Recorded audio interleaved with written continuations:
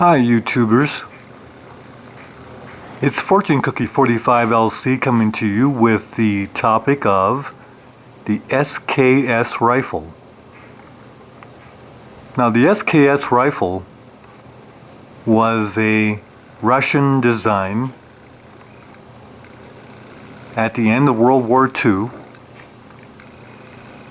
and they continued to use this up until about 1950, when the AK-47 took over completely in all the Russian forces.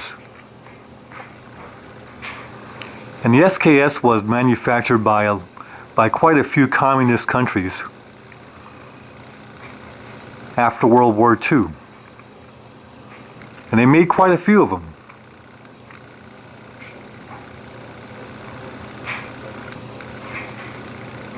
So they're still pretty plentiful to purchase.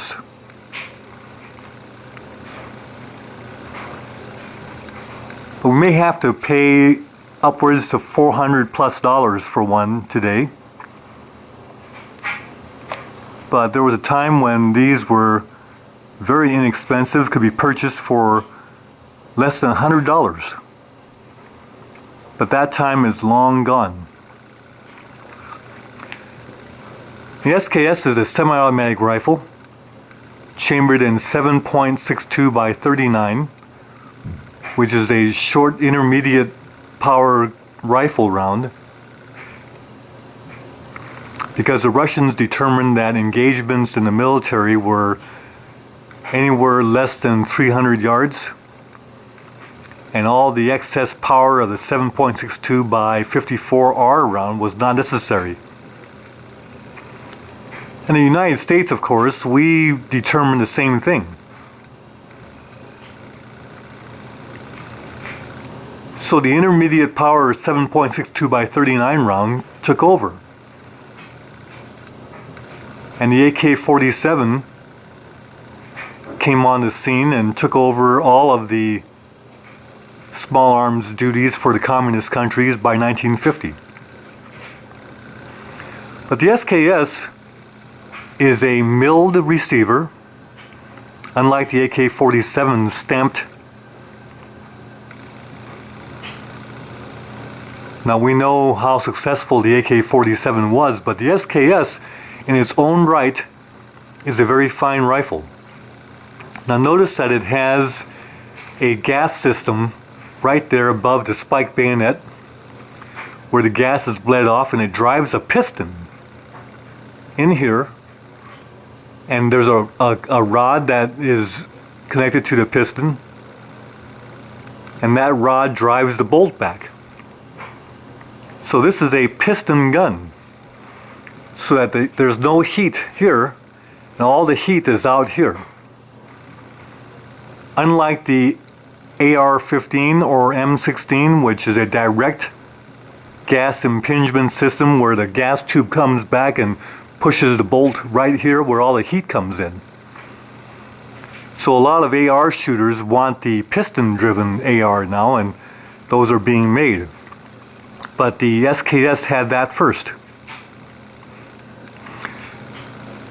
Semi-automatic, pull the bolt back, it locks, take a stripper clip, load 10 rounds at a time into the magazine here underneath. Let the bolt slam forward, and we're ready to go. Now some SKSs suffer from slam fire, so that if the firing pin is fouled by anything, the firing pin could be in the forward position, and then when the round is chambered, it'll fire. That's called a slam fire.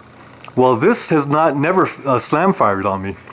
This particular SKS is a Norinco made in China, and we have Capco accoutrements to lengthen the stock and add a pistol grip,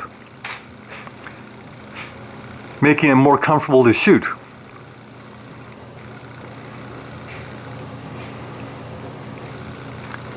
The sights are similar to the sights found on the AK-47 and the Mosin Nagant rifles. Not the best sights, but they're reusable. And what we have here is a lot of ammunition. We have a spam can of Chinese ammo in the middle, 50 caliber can, Russian 7.62 by 39 rounds on both sides. So we're pretty well set for ammunition for this rifle. And it's a good thing too, because surplus ammunition is harder to find. We have to find newly manufactured 7.62 by 39 made by either Tula or Wolf today, and pay more for that. But there was a time when these spam cans of 7.62 39 ammo was very cheap. Well, we stocked up a little bit. I wish I had bought some more then, but now it's harder to find. So YouTubers out there, the SKS is still a very viable rifle to acquire. And the good news is that even though we paid less than $100 for it back in 1980, that money is worth about $400 now. Or so, because of inflation. So take care, YouTubers. It's still a good value. Bye for now.